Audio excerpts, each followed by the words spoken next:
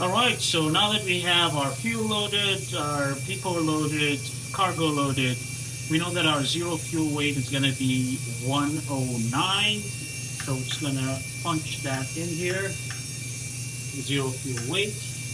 Okay. And if you remember, we're going to be flying at 31,000 feet, so we're going to load that right up here.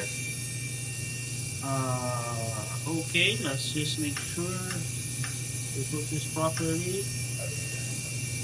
Enable cruise altitude. Okay, we're going to have to double check as to why we're getting that error. Today's average wind is going to be 083 over coming from that direction.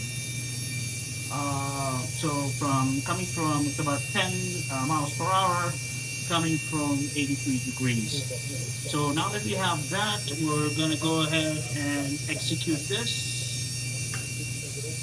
and go to our N1 limits. And now to get this information, we're coming back to SimBrief and looking at our takeoff performance requirements, right?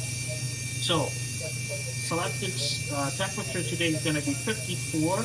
08 is 28. So the first thing we're going to load is 54 over 28 right up here. And this is important. If you don't load this, you're going to have a hard time taking off. And then DTO2 for departure. So we're going to pick DTO2 for departure.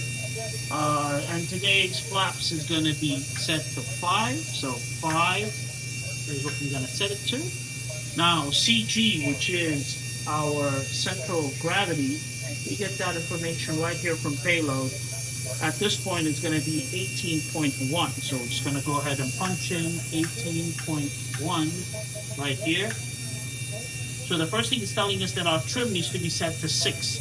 So our trim right here, right now, is at about 4.5. So we're going to go ahead and set it to 6. Very high trim.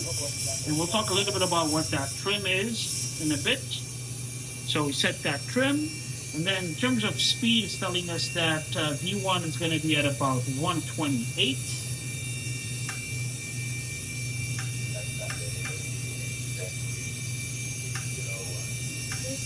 So that means VR would be at 129. And then V2 is at 130.